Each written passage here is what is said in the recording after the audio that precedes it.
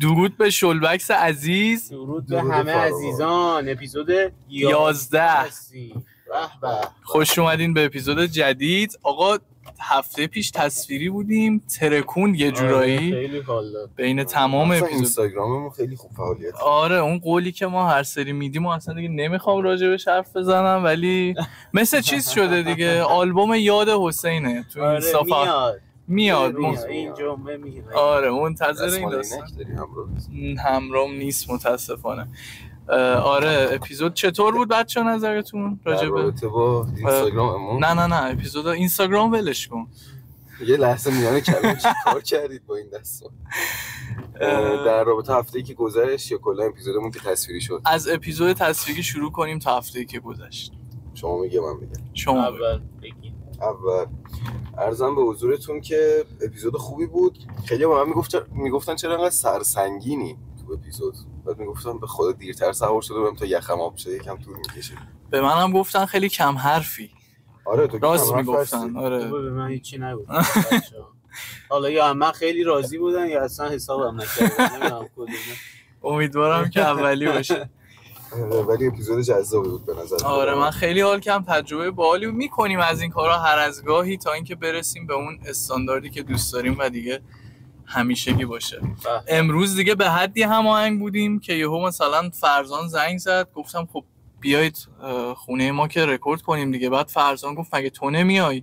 گفتم کجا بیام؟ گفت مگه اصلا تصویری نیست؟ گفتم ایول. دقیقاً من فکر می‌کردم تا دیشب تصویری. آره ما در این حد بچه‌ها خلاصه با هم هماهنگ بودیم. حالا شاید فکر کنید الان خونه حسینیم، ولی حتی خونه ما هم نیستیم. الان تو ماشینیم بچه‌ها. آره دوباره تو ماشینیم. 3-4 اپیزود داریم تو ماشین زندگی می‌کنیم. خوبه دیگه ماشینم باحاله. مردم بیشتر زندگیشون تو ماشینن. بعد رو تخت. ما رو تخت نمیگیریم. رو تخت ترجیحاً تو ماشین. خوبه. آره رو تخت تمیز خیلی خوبه. بدکست میشه مثلا رو تخت اگه بخوام. تختم حال میده. فیلم بذاریم. پادکست بذاریم. فیلم بذارین پادکست ضبط. ستامون چجوریه داستان؟ داریم تختمون بزرگه. اوکی. خب خوبه. خدا رو شکر بچه‌ها. چه خبر شما؟ من که هیچی، فیدبک های چیزی که گفتم هفته باحالی بود. 100 تا ویو خورد. آره آخرین سری که من چکم 132 تا بود. اصلا چیز دیگه. الان تاپ ویومون اپیزود تصویری یک هفته کمتر از یک هفته. آره بعد تازه یه سری ویوهاش هم میپره طبق معمول. ولی خب همچنان چیزه. بعد اینکه هیچی دیگه، من کامنت خوشحالیم دوست داشتین دیگه. آره دمتون گرم که حمایت کردین. ما هم دوست داشتیم. دیگه کارهای خفن اینجوری زیاد خواهیم داشت. و اینکه من این هفته کار خاصی خیلی نکردم. رفتم موزه اسباب بازی بچه‌ها، خیلی رندوم. تنها رفتی؟ دقیقاً چیا دیدی؟ اسباب بازی دیدم. اول به سوال من بذار اول به سوال ماهان جواب بدم. من نه با جمعی از بزرگان رفته بودیم. یعنی با ما نرفتی؟ با ما نرفته. آره با بچه‌ها نرفتم. ولی خب بعد چی می‌خواستم بگم؟ من ریختم کلا رشته کلام بچه‌ها، رشته کلام چی داشت؟ آره رفتیم اونجا از اسباب بازی‌های ایران باستان بگیر. آنابل دیدی انگار؟ آره یه چیز شبیه آنابل اونجا بود بچه‌ها. حتی تو اسمش یه آنایی هم داشت، اسمشو یادم نمیاد کاملشو، که 40 سال از آنابل هم قدیمی‌تر بود. و همونقدر ترسناک بود. همون شکل بود. دقیقاً شبیهش بود. آره خیلی که اونم داستان خودش رو داشت، ولی خب داستانش زیاد ترسناک نبود. آنابل رو دزدیدن. آره بعد آنابل هم گم شده بچه‌ها. جالبیش اینه من این داستانش دنبال نکردم اصلا. دزدیدن یا شاید هم حالا پیکر بوده اومدن برداشتن بردن. قرار بوده مثل اینکه توی رویدادی اگه اشتباه نکنم اینا رو چیز بکنن، داشتن یعنی جابجاشون میکردن. بعد توی این جابجاییه یهو آنابل یه عروسک گم شده دیگه. آره حالا یه عروسک دیگه بابا سخت نگیری. یه عروسکو که 3 تا فیلم ازش ساخت. آره بعد دیگه کلبم زده. الان کلب زده با دنان، با فیلم‌های دیگه، با مثلا ارواح و اجنه‌های دیگه کلابریشن میکنه. خب موزه اسباب بازی شما بود. شما چه کردی؟ من درگیر کارهای موزیک بودم، پخش موزیک. اینا یه گوسفند اینا اولین گوسفند رو شما الان دیدید. خب بذارید خودش بگه، من اصلا هیچی نمیخوام بگم، بفرمایید. ما قرار بود دوشنبه پخش کنیم که حالا منیجرم گفت نه بنداز چهارشنبه منیجر پخش. اشتباه رفتی. رفتی فاز 4. اوکی اینجا به اتوبان راه داره. بعد گفتم حله. من صبح پا شدم گفتم چهارشنبه ساعت 6 پخشه. چرا؟ چون تو اینستا مثلا ویوامو دیدم چهارشنبه ساعت 6 بود. بعد پخش کردم. یه پیج دیگه هم ساعت 6 ویوش خیلی خوب بود ظاهرا. 2 دقیقه بعد دقیقه همون 6 رأس ساعت 6 چهارشنبه پوری آلبوم داد. همین دیروز 12 ترک 12 موزیک ویدیو و موزیک ویدیو داشت. 12 تا موزیک ویدیو واقعا ندیدم من موزیک ویدیوشو. گفتم خدایا شکرت. و من یک ضرر مالی زیادی کردم. کلا بچه دلیل این خنده زیادم اینه که ما فکر کنم اپیزودهای قبلم گفتیم، یعنی فرزان هر موقع میاد موزیک بده یهو یه آدمی که نیست اصلا تو رپ فورس و اینا تصمیم میگیره. اصلا یه ماه بود هیچکی ترک نمیداد. آره یا آلبوم بده یا همچین روزی که مثلا ترکیب میگفتم ترک میدم میگفت چطور جرأت کردی آهنگ میدی این روز. بعد دیدم نه مثل این که همه همچین جرأتی دارن و رحلت حالیشون نیست. آره مثلا یهو یاس تصمیم میگیره تو روزی که فرزان آهنگ میده فکر کنم یه ذره دیگه تلاش کنی حسین یادو بده. آلبوم بعد بدم. یه آلبوم بده فکر کنم. من یه بار آلبوم دادم. حسین هیچکس و پیشرو و سورنا و شایع همزمان آلبوم دادن تو یه هفته. تو یک هفته هر 4 تاشون حسین مجاز بود. هیچکس مجاز دنیای موازی هیچکس مجاز داد. ولی کلا آره درگیرمون بودم واقعا. و رینبو 6 ریختم. البته حالا بحثو به گیم نبرم. آره البته دم امتحانات من رینبو 6 آفرین. فرزان اومد رو موضوع پادکستمون بچه. خودم هم الان دم امتحانات بود گفتم چیکار کنم؟ بازی. من با تو متفاوت بودم. من یه لیست دانلود طولانی رو دانلود کردم و الان دارم یه سریال دوباره شروع میکنم. گوشه چیزی شناسی؟ نه برای سریال موبلند رو تموم کردم. خیلی سریال جذابه. منم یه سریال تموم کردم. خیلی منتظرم موبلند رو شروع کنم. مای نیبرز نیازه و سوپرانوس رو دارم جدی جلو. دقیقاً جفت سریالایی که دوستان سوپرانوسشون طولانیه دارم از رو تنبلی چیز نمی‌کنم. من بریم بعدو ندیدم. ولی همیشه فصل امتحانات شروع می‌کنم دیگه. طولانی ترین سریال‌های دنیا رو تو فصل امتحانات شروع می‌کنم. خب بچه‌ها موضوع امروزمون اصلا در مورد امتحانات و دوران منم که حالا سری بعدی بهتون نه بگو من عذرخواهی می‌کنم فکرم تموم شد. نه حالا جدا از شوخی من کار خاصی نکردم. تولدش بود. آفرین. ولی هیچ کاری فعلا نکردیم. ان شاءالله میره واسه اون برای امتحان. آره پارتی نگیره. پارتی یه هفته قبلش خبرتون میکنم هر کی ماهان دیگه میدونی اگه یکی اینطوری صداش نکرده. من تولد سال پیشم نمیدونم کی بود خدا عمرش بده هر کی بود. یه دونه گفت آقا ماهان. اونو بچه‌ها هنوز دست گرفتن با یه لحن خاصی یکی گفت نفهمیدم. بعد این گفته اینو دیگه همه بچه‌ها دست گرفتن هنوز دارن میگن. بعد من هر چی میپرسم کی گفته و اینا هنوز نمیگن. امسالم فکر کنم این مود بشه. آره من میگم. آره چون آره ان شاءالله تیر ماه میخوام من تولد بازی بود. آره ولی ظلمیه که تولدم دعوتید. هر کی داره گوش میده دعوت. به عشق و حال. کادوهای کم هم قبول نمی‌کنیم. اونایی که کامنت میذارن هم دعوتن. اونایی که کامنت میذارن بدون کادو هم میتونم. آره خوبه. ولی کیک نمیدم دیگه. کادو کیک. واکنش ویورایی که کامنت نمیذارن ما داریم زحمت میکشیم. نه اونا تا اینجا اگه گوش بدن کامنت میذارن. خب آقا چی آوردی برام؟ موضوع راجع به امتحانات و از این ظلمی که در حق ماهان شده بگذاریم که تولدش همیشه وسط امتحاناته. سری قبلش بود. آره تایید نمی‌کنم. این سری فکتای دروغی. کودکی سختی داشتی ولی ما آنستی. آره من کودکی سال من فرداش مثلا فیزیک داشتم ریاضی داشتم دبستان یهو علوم داشتم. این خیلی بزرگسالی سختی هم دارم. همه میگن خردادی‌ها مودی ان. کلا آره خرداد ماه سختیه ماهان جان. خیلی دارن توهین میکنن. ناراحت میشم. بعد آدمو توی این فصل دو دستن دیگه، یا انقدر خرخونی که احتمالاً این اپیزودو اصلا نمیشنوی بعد امتحانو میشنوی، یا اینکه شب امتحانی نیستی صبح امتحانی هستی حتی مثل ما و با لذت. مثل ما که تو فرزان بحثتون جداست، مثل من شب امتحانی ام. خدا منم اینجوری شدم. دیدم درس من شبا امکان نداره درس بخونم. بابا من میرم سر امتحان فقط تا اونجایی که مطمئن شم 12 میشم مینویسم میام بیرون. شما میرید به امید 20 و اینا، چرا من 3 روز میخونم؟ من به تو 3 روز من درس میخونم. حالا 2 روزشو دیدم. من تو خونم توضیح دادم بهتون. من چون فهمیدم دیگه درسم داره تموم میشه، اینجوری هم که حالا تموم نشدم نشد. حالا آره عجله نیست. آره شل کنیم. من از اول به این نتیجه رسیدم. من ترم آخر با 13 باید به این نتیجه رسیدم.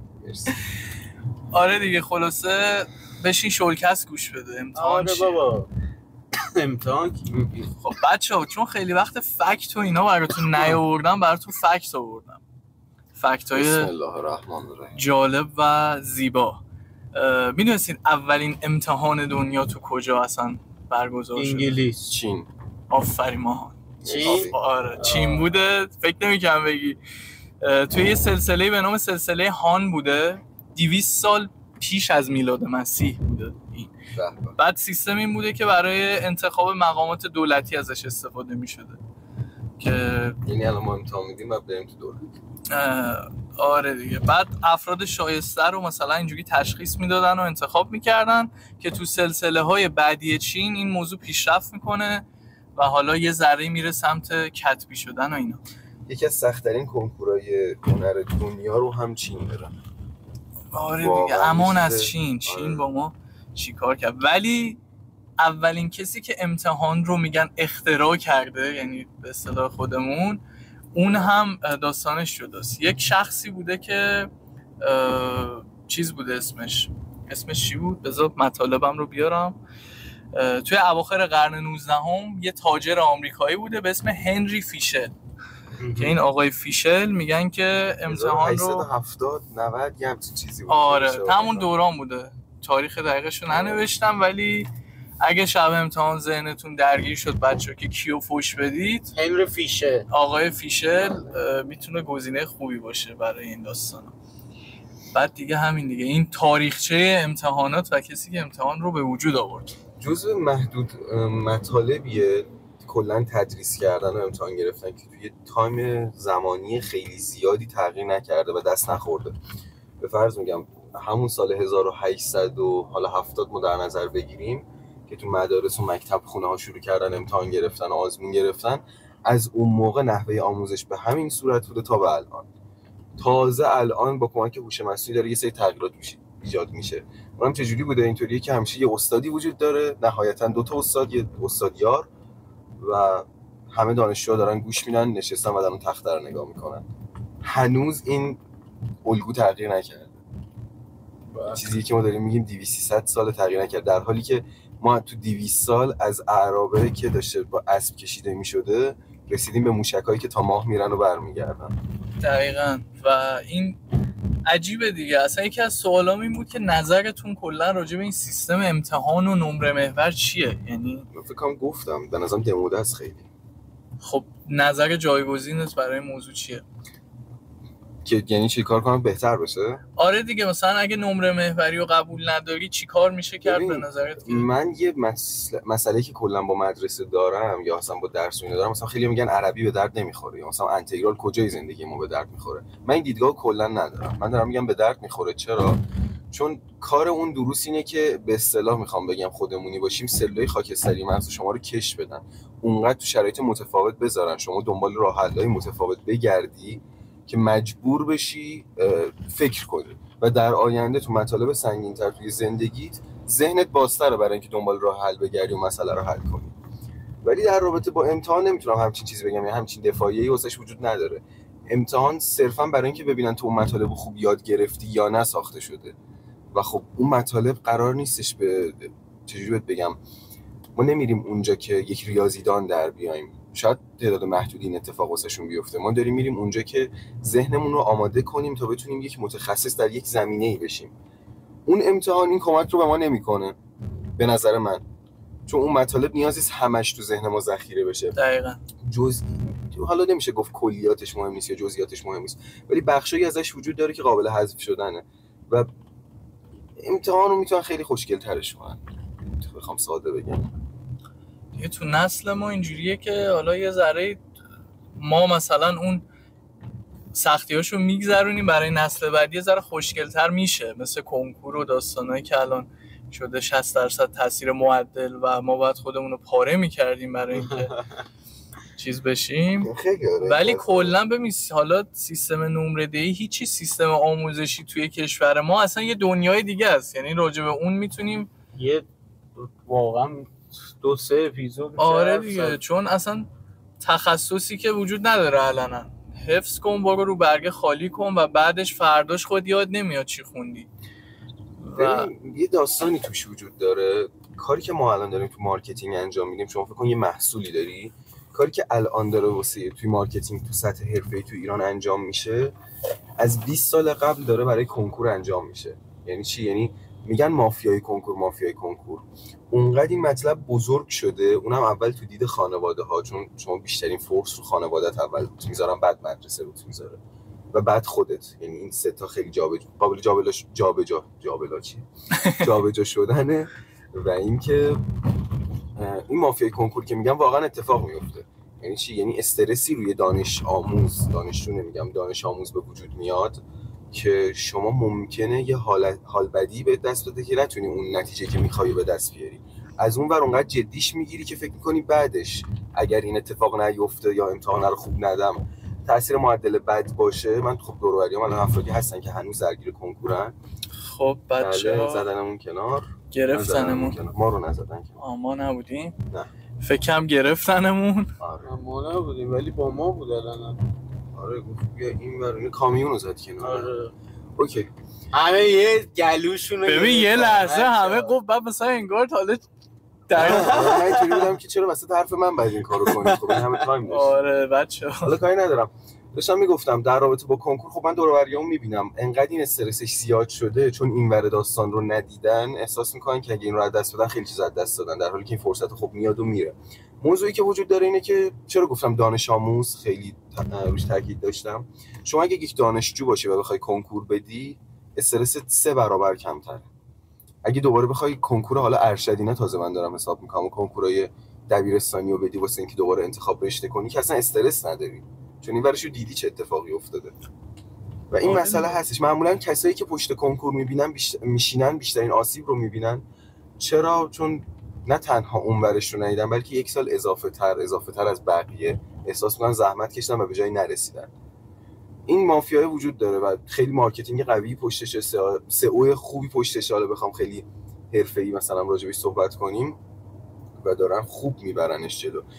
آریان حیدری رو نمیدونم بشناسین یا نه، یه استاد ریاضی خیلی شوخ طبع و حرفای خیلی قشنگی میزنه بعضی وقتا. یه جمله قشنگی گفتش می‌خواستین کنکور رو حذف کنین، تاثیر معدل بیارید، مافیای کنکور که ما باشیم یه کنکور دیگه اضافه کردیم. حالا بخواید مثلا کامل تاثیر معدلش کنین یه کنکور دیگه هم می‌ذاریم روش، میشه 3 تا. خیلی اینجور جمله رو میگه، مسخره میکنه. ولی واقعا ما مافیای کنکور نه به اینکه یک سازمانی وجود داره که داره تأثیر مستقیم میذاره. حرف مردم، حرف استادا، حرف حتی پدر مادرها خودشون مافیاه واقعا. یعنی مافیای کنکوری که ما داریم میگیم این کلمه اینقدر سنگین، همین چیزای کوچیکه. نه خب قطعاً پشتش یه سری شرکت هایی هستن که اصلا مخالف اینن کنکور هست. این که کسی که مثل گاج میاد این همه سرمایه گذاری میکنه، به نظرت خیلی راحت میشینه خب بچه‌ها کنکور رو حذف کنیم؟ آره قطعاً این نیست. ولی خب آره افکار خانواده، اون استرسی که به بچه میده، اینا همشون باعث میشن که کنکور هی گنده و گنده تر شه دیگه. حالا هر چقدر چیز بدی مثل جریان همون عشق ابدی، هر چقدر بده ولی هر کی میگه باعث پروموت شدن اون میشه. و کلا من امتحان تئوری رو قبول ندارم اصلا. یعنی امتحانی که رو برگه بیاد رو قبول ندارم. من میگم همون امتحان رو قبول دارم، باید امتحان گرفته شه، ولی به چه صورت؟ تو اون چیزایی که آموختی رو باید عملی پیاده کنی. حالا یه امتحانی مثل ریاضیه، اوکی، تو میتونی جا اینکه چه میدونم 2 ضرب در 2 تو برگه یاد بدی، بری نمیدونم روش ساختن یه چیزی که اون با اون اعداد هست و یاد بدی. خیلی این کارا قشنگتر و جذابترش میکنه و هر کی میره به سمت علاقهش، اصلا تو همون حوزه‌ای که دوست داره تمام هوش و فکرشو میذاره و خیلی موفقیت بیشتر میشه، بازدهی بیشتر میشه، علاقه بیشتر میشه. یه بدی که داریم به نظر میاد که کالج نداریم تو ایران. نداریم کالج نداریم، چون کالج اون حرفه به تو یاد میده. ولی میخوای وایسیم گمش کردم بچه‌ها، دور میزنیم اون بچه آره شد بعد باشه. دور بزنیم در نهایت. تو چند وقتی به نظرم مدارس میرن سمت این که حالا نه به مثلا این چند وقتی که داریم میگیم به 5 سال و اینا محدود نمیشه، خیلی بیشتر، ولی تا چند وقتی میرن سمت این که مهارت آموز باشن بیشتر. دقیقاً بحث منم همینه، مهارته که به درد اون بچه، به درد من میخوره، نه اینکه صرفاً. و اصلا مهارت ببین تو وقتی حاصل چیزی که یاد گرفتی رو ببینی با چشمات، این بهت انگیزه میده، اینکه من اینو یاد گرفتم و الان میتونم اینجا ازش استفاده بکنم. این استفاده کردن خیلی مهمه و چیزیه که ما نداریمش.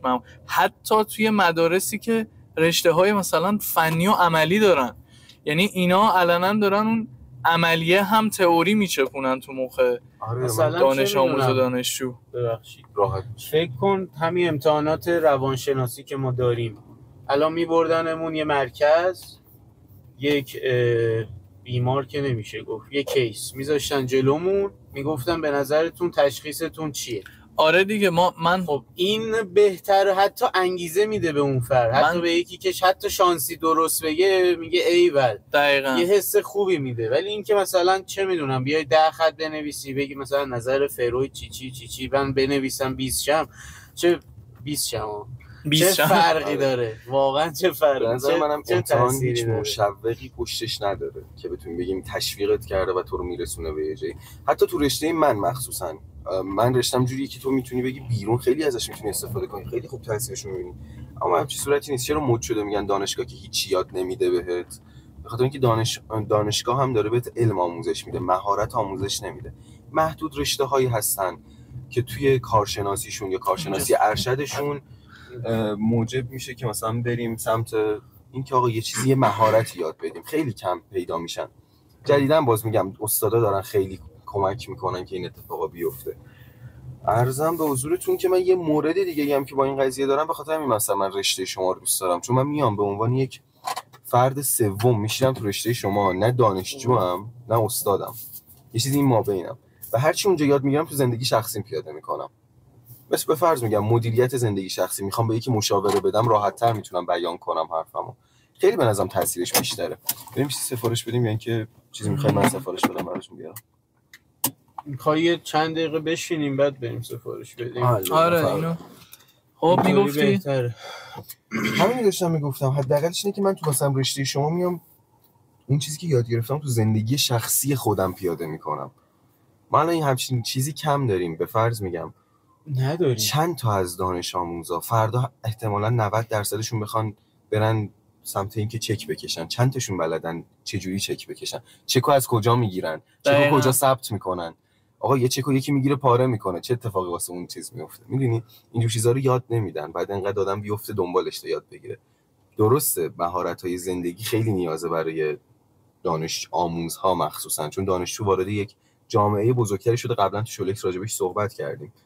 ولی کن مهارت زندگی یاد نمیگیریم ما. احتمال میدم که خیلی جاهای محدودی تو دنیا حتی اینو یاد بدن. حتی این کشورهای اروپایی که داریم همیشه پوزشون رو میدیم، هم فکر نمی‌کنم انقدر حرفه‌ای یاد بدن. اصلا یه چیز کلیه همچین چیزی. اصلا ما نحوه به حرفتو کامل بزنم که بعد میخوام کاملش کنم. پیچی میخواستم بگم ما اصلا این فرهنگ سازی وجود نداره. یعنی تو سطحی ترین حالت ممکن ارتباط اجتماعی هم حتی به ما یاد ندادن. همه رو خودت میری تو دلش و یاد میگیری. حالا یا خوشبختی و خوب یادش میگیری یا اینکه تا آخر اون توش میمونی. تو زمان ما باز اتفاق خوبی افتاد. حالا میگم بعضیا به خاطر ترس از سربازی، واقعا داریم کسایی که به خاطر ترس از سربازی تو پسرها میرن سراغ دانشگاه، دختره که دلایل خودشونو دارن. ولی تو فرهنگ ما باز تو سن ما داره جا میفته و ما داریم بیشتر تو بعدیا جا میندازیم که آقا نیاز نیست حتما دانشگاه بیای، میتونی از دانشگاه بیای بیرون و بری سراغ کارت. آره ببخشید کپی رایت مثل همیشه. آره. بعد مسئله بعدی که وجود داره اینه که ما به جز این بحث حالا اینکه فرار از اون باشه و اینا، یا اینکه مثلا مجبوری باشه دانشگاه، خیلی الان دیگه انتخاب کردن که آقا من که آخرش میخوام برم سر کاری که خودم دوست دارم، از الان میرم سر اون کاره و این فضا رو باز میکنه برای اون کسی که واقعا دوست داره بیاد. ببینید ما نباید تشنه دانشگاه باشیم، دانشگاه باید تشنه دانشجو باشه. یعنی بگه اونقدر من خودم رو تقویت کنم که دانشجو منو انتخاب کنه. الان اونقدر صف داریم ما پشت، مثلا واسه رشته خود ما 5000 تا دانشجو همین الانیم با فارغ التحصیلیایی که داشتیم اینتر، همین الان 5000 تا، این 2000 تا تو صف واسطادن که ما خالی بشیم بیان جامونو بگیرن. دانشگاه میگه خب آقا من یه استاد بدم انتخاب بکنم، میخواد چیکار کنه؟ نهایتش میخواد به نشانه اعتراض مثلا بره دیگه. 2000 تا دانشجو فوقش میره، مثلا دانشجو رو اخراج میکنی، مثلا گزینه اول اینه نمیذاریم بره. آره ما اخراجش میکنیم که فردا نگیم. رشته ما که 6-7 هزار نفر الان هستیم، ما خیلی زیادیم، جوری هستیم که حتی خود استادا چندین بار میگن خب شماها به نظرتون چند درصد قرار روانشناسی؟ 6-7 هزار نفر، بعد 80% معدل الف. آره بعد یه استادی داشتیم یه جمله داشت میگفت هر ایرانی یک روانشناس. واقعا همینطوره، یعنی انقدر جمعیت ما. یه جمله بود میگفتن مادر پدرش قهر کرده. بعد تئوری دیگه، واقعا تئوریه و میخونن قبول میشن، تازه خوشحال هم هستن که معدلشون الف مونده، در حالی که توی خواب عجیب و غریبی گیر کردن اصلا. آخه چه الفی، یعنی با این شرایط تحصیل ما خودمون میدونیم که اینا همش مثلا کشکه، یعنی خود اون شخصی که درس میخونه متوجه این موضوع میشه وقتی اون مهارت، اون تجربه وجود نداره توی این داستان. تو دیگه یه جا بعد خودت میفهمی که آقا من اینو خوندم پاس کردم. ببین پاس شدن و نمره گرفتن، اصلا انتقادم به سیستم نمره محور همینه که نمره گرفتن معیاری بر این نیست که تو بلدی، تو میفهمی، تو آگاهی داری توی اون هیته. و همین منم با حرفاتون موافقم و به نظرم این سیستم تجربه، یعنی تجربیه باید بیشتر بشه توی سیستم آموزشی ما و اینقدر همه چی امتحان محور و این کنکوری که از بچگی کردن تو ذهن ما نباشه. اولا که کنکور واقعا تعیین کننده آینده هیچ کس نیست به نظرم. من خودم سر کنکور گفتم اپیزود قبل اصلا هیچ عذابی نکشیدم و اصلا به خودم اون سختی که همه میدن رو ندادم، چون واقعا سرنوشت خودم رو حداقل توی اون کنکوره نمیدیدم و میخوام هر کسی که این اپیزودو میشنوه هم اگه حالا درگیر کنکوره یا مثلا امتحان خاصی براش بولد الان تو ذهنش، اینو بدونه که واقعا اون امتحانه، اون کنکوره قرار نیست تعیین کنه که تو کی باشی، چی باشی تو این جامعه. منم میگم از این بحث اعتراضی که ایشالله حالا صدامون کاش به جایی برسه و اینکه از این بریم بکم بیرون، خیلی دوست دارم به اون کسایی که الان پشت این مطالب نشستن، حتی دانشجویی که از خودمون بزرگتر یا کوچیک‌ترن و استرس امتحانه رو دارن به خاطر شرایط زندگیشون، یا حتی دانش آموزهایی که الان دارن انتخاب واحد میخوان، انتخاب رشته میخوان بکنن، برن ریاضی، تجربی، هنرستان و غیره، یا اینکه اونایی که میخوان واسه کنکور بخونن. مسئله‌ای که وجود داره اینه که درسته که ما اون دیتا و علم درسی که دارن بهمون میدن رو نیاز داریم یا اون تجربه ها رو نیاز داریم، ولی نیاز نیست اونقدر سخت بگیریم. در عین حال درسته ما میگم به اونا نیاز داریم، به این هم نیاز داریم در کنارش. لازم نیست اونقدر سخت بگیرید. خوبه اگه بعضیا واقعا تونستن خودشونو فورس کنن و هدفشون رو تعیین کنن و خیلی جدی بشینن سر این. من اونا رو هم می‌خواستم بگم اونا رو هم بلیم نمی‌کنم، نه اونا رو هم سرزنش نمی‌کنم. آره من میام پیش شما اصلا انگلیسیم اوت می‌کنم، من اونا رو هم سرزنش نمی‌کنم. خیلی خوبه که هدف دارید، ولی به اونایی که بغل دستی شماهایی که دارن به خاطر شماها فشار رو تحمل میکنن میخوام بگم که نکنید آقا این کارو. ایرادی هم نداره اگه یه دفعه 19 نشدی، یه دفعه 18 نشدی، تو ذهن خودت نپرس مثل مادر پدر کی 19 شد کی 20 شد چرا تو نشدی. اتفاق میفته اصلا با نمره. یادتونه یه جمله داشتیم ادیسون فکر کنم میگفتش یه برگه 4 ساعته یا آزمون 4 ساعته آینده شما رو تعیین نمیکنه. نمیدونم از ادیسون یا نه، ولی من اونجایی که خوندم نوشته بود ادیسون. یه برگه 4 ساعته قرار نیست آینده شما رو عوض کنه. حتی خیلی راههای زیادی وجود داره تو زندگی برای رسیدن به اون چیزی که میخواید. حالا من دارم میگم رسیدن به موفقیت که خیلی راهاش بیشتره. صرفا اگه اون چیزی که میخوای خیلی حتی راه محدودی داره، 1000 تا راه وجود داره که بهش برسی. یکیش که یک زمانی پرسودترین بوده درسه. الان اون درصد سودش اومده یکم پایین‌تر، محوریت سودش اومده یکم پایین‌تر.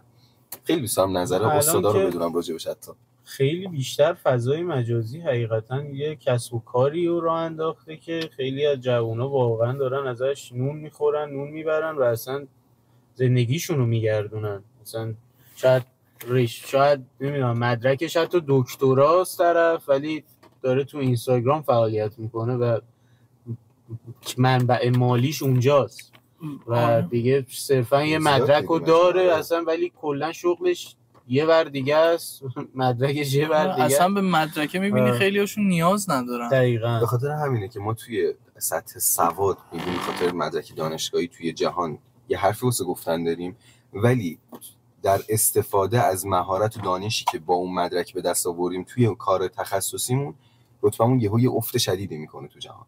چرا؟ چون رفتی هر کسی اومده، به فرض میگم من رشتم کامپیوتره، حوزه‌ای که اصلا بهش علاقه دارم شاید بیزینس باشه، زمانی که برم تو بازار کار، بازار و اینا کار کنم و اینجور چیزا، شاید به فرض میگیم اون سمتی برم دیگه از مدرکم استفاده نکنم و اینطوریه که خب یک نفر اضافه شد به لیستی که زحمت کشیده با معدل خوب یه مدرک کامپیوتر گرفته، حالا ارشد گرفته، ولی تو همون حیطه کاری فعالیت نداره. خیلی ها اینطوری برامون خیلی و همین بزرگترین نشونه است دیگه. آقا میگن الگویی که میبینی و دنبال کن. تویی که داری گوش میدی چند نفر رو دورت میبینی که با مدرکشون دارن کار میکنن؟ اگر میبینی هم دارن کار میکنن، آره مدرکشو گرفته، سختیاشو کشیده، ولی اون هم نیومده بگه من از آب و غذا میزنم. دیدم کسایی رو که شبا 2 ساعت میخوابن، فشار روانی رو تحمل میکنن تا فقط بتونن 25 صدم نمره خودشون رو بالاتر بیارن و 25 صدم اصلا اسمش اسم کوچیکیه، چه برسه این که بیاد روی کاغذ بشینه، بیاد توی ساعتی از زندگی چند هزار ساعته‌ای تو بشینه، تو بیای بگی که من یه جا اون همه نخوابیدم که بیام 25 صدم اضافه کنم. خب این اصلا کجاش با منطق جور در میاد؟ دقیقاً. و این کارهایی که داره به سمت نوین شدن هم میره و راجبش صحبت کردیم، الان اصلا تو 10 سال پیش می اومدی مثلا به یکی میگفتی میخوای چی کارشی، نمی اومد بگه من میخوام تریدر شم یا مثلا من میخوام یوتیوبر شم. چی میگم؟ اینا با شغل شناخته نمیشد، ولی الان واقعا یه شغل مهارت و شغل پردرآمدی هم هست. یعنی اینجوری نیستش که تو مثلا نه، آسون نیست اینم بگم، یعنی اصلا اینطوری نیست که یعنی تو میخوای واقعا یک یوتیوبر باشی. حالا خود ما که تازه شروع کردیم، یوتیوبر شدن هم دقیقاً یک روتین میخواد، یه نظمی میخواد و تو باید عین یک شغل بهش نگاه کنی و بهش رسیدگی کنی. منظورم من نوین شدن آسون شدن نیست. این حقیقتا حتی شغل‌های سخت‌تری هستند.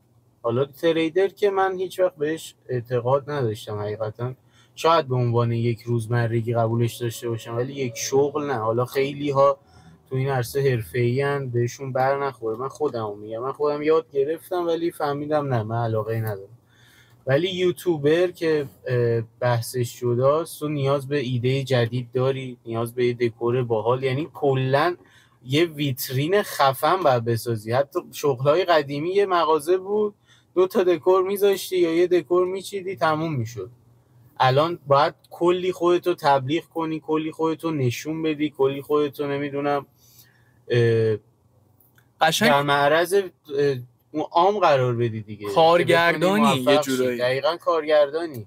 تازه کارگردان هستی، تدوینگر هستی، ایده پرداز هستی، نمیدونم دقیقاً صدا بردار هستی، همه اینا هستی تا بتونی یک ویترین خوب درست کنی و پخش کنی. دقیقاً مثل یک برنامه تلویزیونی، فقط اومده تو گوشی‌ها، تو تلویزیون نیست. تا حالا سر امتحاناتون یا تو کلاساتون دانشجویی بوده که گریه کنه به خاطر نمره؟ به خصوص تو رشته ما هست، خیلی هست که از فشار میاد به استاده میگه مثلا سر امتحان گریه میکنه، نمیدونم میگه یادم رفت چی آره شد. من خیلی کلی فشارهای روانی امتحان یه نوع فشار روانیه. دقیقاً حالی که اون استاد به خاطر اینکه میبینه خب شاگردش داره اونطوری میشه، واقعا بعضی از استادا من میدونم که خیلی سختی میکشن سر این، میبینن شاگردشون که مثلا اهمیت میداده بهشون داره حالش بد میشه به خاطر امتحانی که اون استاد طراحی کرده و یه جا به بعد میدونی این فشار 2 طرفه میشه. یعنی بعضی از استادا هستن که میگن آقا ما نمیخوایم سخت بگیریم، دستمون بسته است.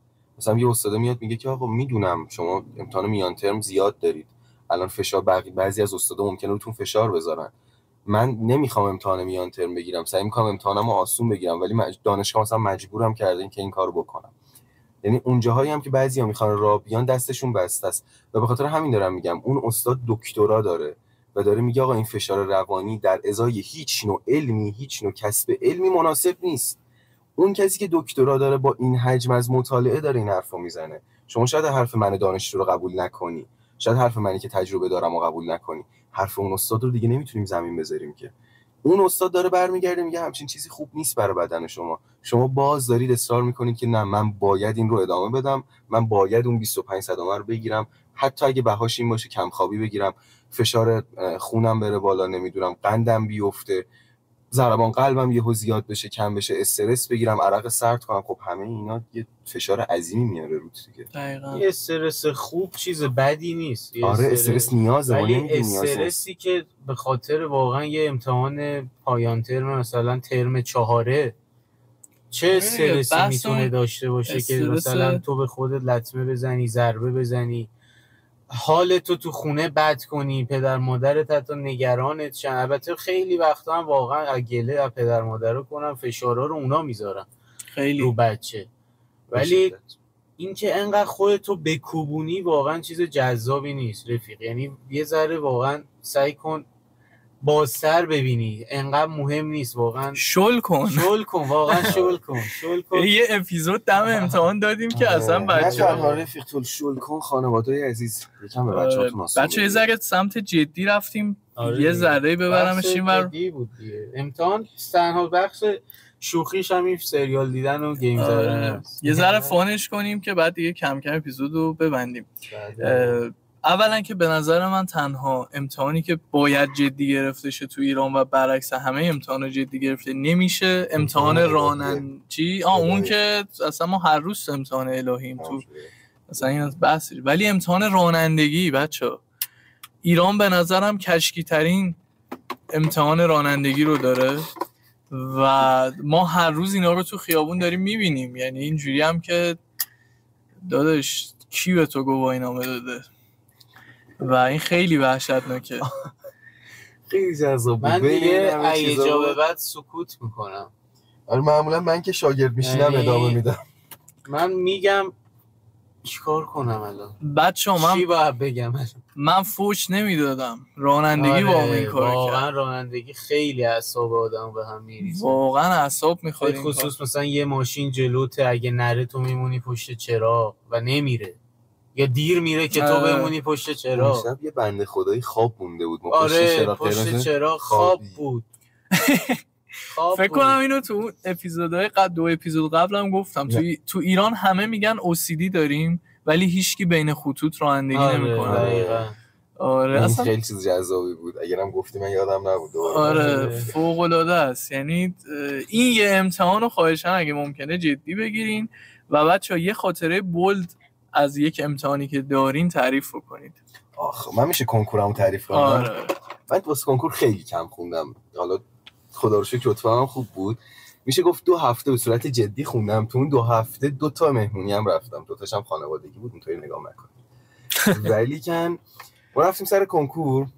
من یکم خواب موندم، یعنی یه 10 دقیقه یه رو خواب موندم نسبت به چیزی که انتظار داشتم. بعد قرار شده بود که مادر منو برسونه و اینکه برم اونجا و حالا بعدش ایشون گوشینا نگالتون باشه خیلی سخت میگرفتن، نمیتونستیم ببریم تو هممون میگشتن. بعد اونجا تاکسی اینا میگرفتیم برمیگشتیم. ما رفتیم دنبال دوستمون. دوست منم خواب مونده بود، یعنی اگه خودش بشنوه این خاطره رو یادشه قشنگ. امیدوارم هر جا از خوب باشه حالش. خیلی وقت در ارتباط نیستیم ولی واقعا یکی از خاطرات بولد امتحانیه که جذاب بود برام، با اینکه تو فشار بودیم و اینا.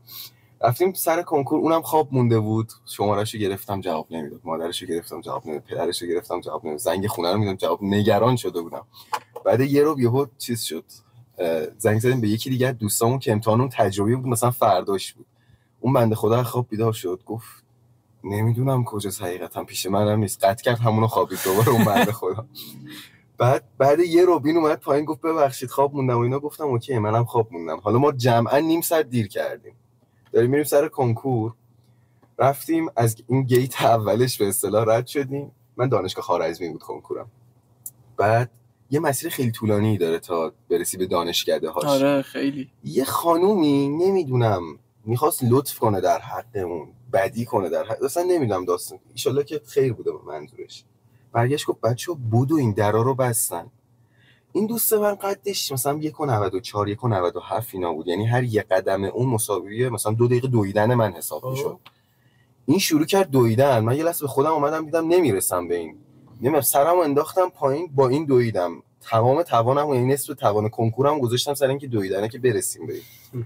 رفتیم اونجا دیدیم که یک صف فوق طولانیه، نیم ساعت فقط تو صف منتظر بودیم راهمون بدن. جالبش چی بود؟ ما رفتیم تو تشنه و مثلا خسته، من دیدم از این باکسای آب معدنی گذاشتم، گفتم دمشون گرم چقدر اینا به فکرن. بغلش از این باکسای کیک بود، من رفتم آب معدنی‌ها رو پاره کردم، اون رفت کیک‌ها رو پاره کرد. 2 تا کیک اون واسه من برداشت، من 2 تا آب واسه این.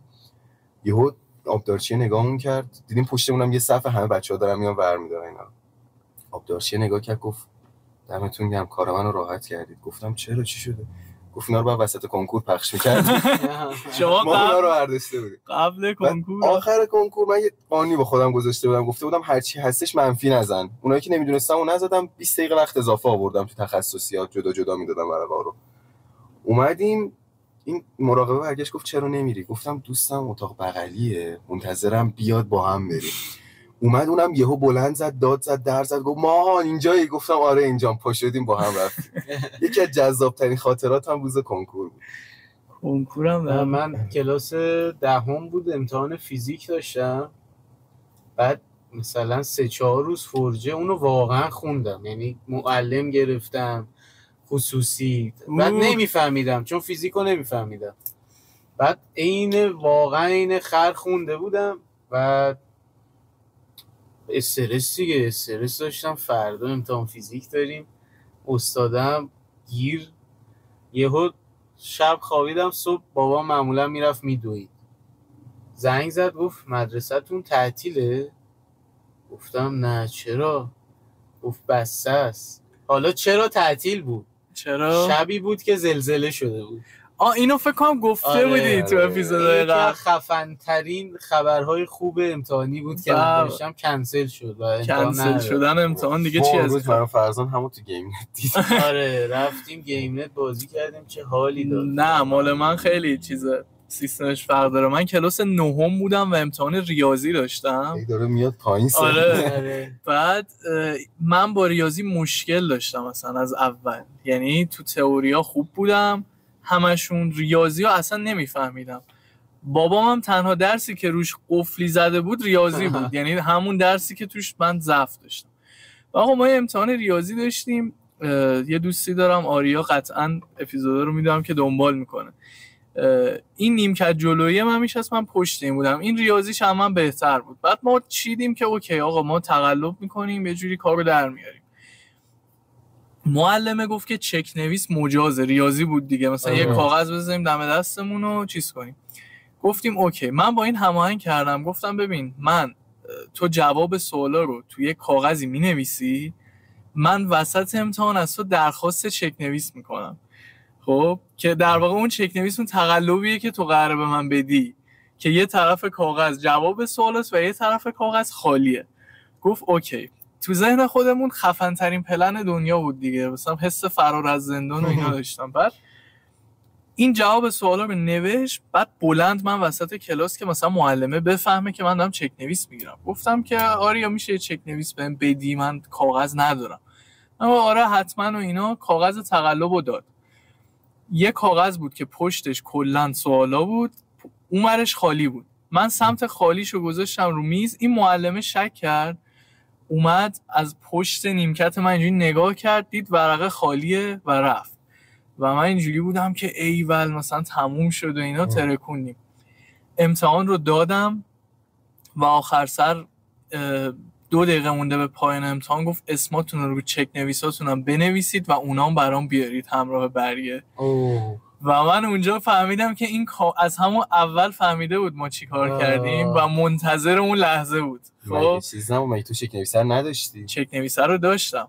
خب آها و اسمت خب روش می‌نوشتی؟ خب اسمم نوشتم، خط من با خط دوستم یکی نبود، همه رو اون نوشته بود و آخر سر دقیقاً فقط می‌خواست مچ ما رو بگیره. اومد گفت که این دستخط تو نیست، دستخطا رو گذاشت کنار هم و کاملا معلوم شد که کار کی بوده و اینا و بالا سر برگمون نوشت تقلب و من اون امتحانو 6 شدم.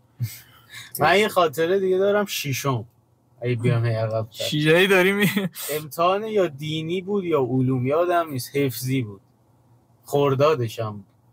بعد من خب نمیفهمیدم یعنی تو مغزم نمیرفت چند تا چیز، گفتم چیکار کنم، با خودکار رو دستم نوشتم، اونم نه ریزا، همه ریز می‌نویسم من گنده.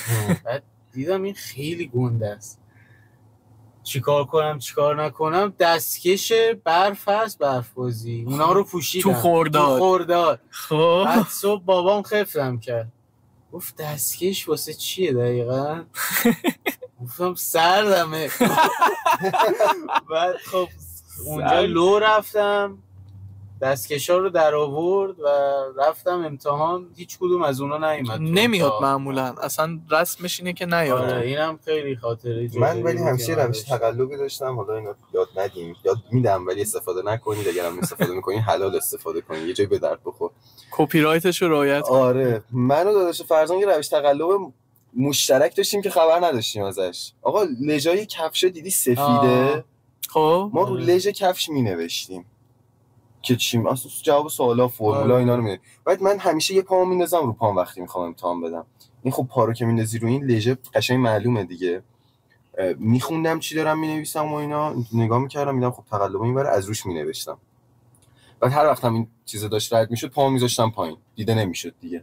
هر کیم هر حرفی میخواست بزنه و اینا، یعنی میخواستن ثابت کنن، 2 ثانیه قبلش با یه خودکار خط میکشیدی روش با یه پاک کنه خیلی محکم میکشیدی، درست لژت هم ساییده میشد ولی خب میرفت دیگه، اون نجات پیدا می‌کرد. آره یه بخشیش میرفت. خیلی روش موفقی بود تا اینکه فهمیدیم فرزان با این روش گیر افتاده، اونم به خاطر اینکه یه امتحان دیگه رو مثلا که تقلب نوشته بودن رو لژ، امتحان فیزیک مثلا دانیال بوده، من امتحان دینی داشتم.